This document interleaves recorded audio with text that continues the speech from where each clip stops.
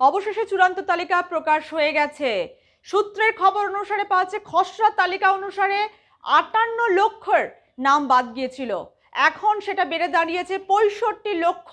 জেলায় জেলায় বাদের সংখ্যাটাও কিন্তু বেড়ে গেছে। কোথায় কত কি বাদ গেছে কমিশন সূত্রে যেটা জানা গেছে যে দক্ষিণ ২৪ পরগনার ঠাকুরনগরে ৩০,০০০-৩০,০০০-এর ওপর নাম বাদ গেছে। উত্তর ২৪ পরগনায় ৪,০৭,০০০, দক্ষিণ কলকাতায় ৩,২০৭ জনের নাম ডিলিটেড, নাম বাদ গেছে ২,১৯,২০৭ জনের। ঝাড়গ্রামে প্রায় ৫৪,০০০-এর ওপর নাম বাদ গেছে। নদিয়ায় ২,২০,০০০-এর ওপর নাম বাদ গেছে। বাঁকুড়ায় ১,৩৫,০০০। কোচবিহার, আলিপুরদুয়ারে বাদ গেছে ১১,৬৯২ জনের।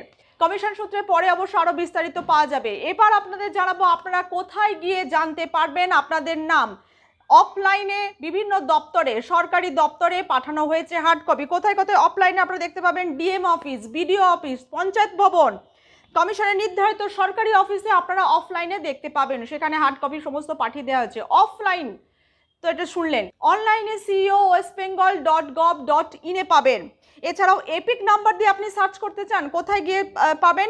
electoralsearch.eci.in এ গিয়ে পাবেন। এছাড়াও মা বাবার নাম দিয়েও কিন্তু আপনারা সার্চ করতে পারেন। এপিক নম্বর না থাকলে কোথায় গিয়ে খুঁজবেন? এপিক নম্বর না থাকলে আপনারা দেখতে পাবেন voters.eci.gov.in এ। নিজের পোলিং বুথের নাম দিয়েও খুঁজতে পাবেন, বা এখানে মা বাবার নাম দিয়েও কিন্তু আপনি সার্চ করে দেখতে পাবেন। আর কিছুক্ষণের মধ্যেই কিন্তু অনলাইনে আপনারা এই সমস্ত সাইটে গিয়ে সার্চ করলে আপনাদের নামের তালিকা কিন্তু পেয়ে যাবেন। নামের তালিকা দেখার সময় অবশ্যই দেখবেন, লক্ষ্য করবেন ৩টি ভাগে কিন্তু নামের তালিকা দেয়া থাকছে। নামের তালিকায় যদি কিছু লেখা না থাকে তাহলে আপনি অ্যাপ্রুভড, আপনি বৈধ ভোটার। আর যদি আপনার কোনো জায়গায় লেখা থাকে ডিলিটেড, তার মানে নাম বাতিল হয়ে গেছে। আর যদি লেখা থাকে অ্যাডজুডিকেশন মানে বিচারাধীন, ৬০ লক্ষ, এই বিচারাধীন সংখ্যাটা প্রায় ৬০ লক্ষ।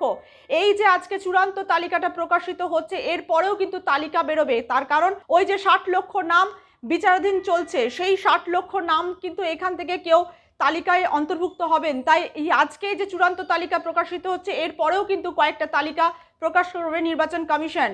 বিকেল ৪টায় কিন্তু সাংবাদিক বৈঠক করবে, সেখানে কিন্তু বিস্তারিতভাবে জানানো হবে চূড়ান্ত তালিকা প্রকাশ নিয়ে।